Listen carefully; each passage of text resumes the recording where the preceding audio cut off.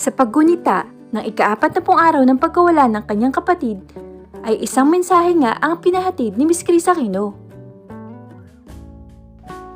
Maraming nilalaman ng puso ko na gusto kong ibahagi sa inyong lahat.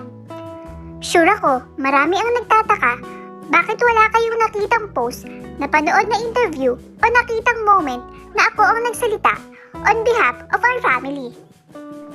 But now is still not the right time for me. Naghihintay pa ako ng go signal from him.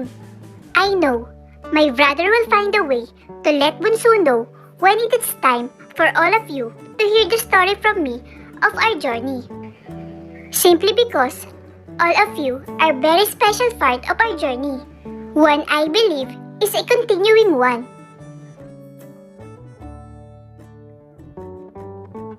Nagpasalamat din si Miss Chris Aquino sa mga nagpakita ng pagmamahal at pagsuporta sa kanilang magkakapatid.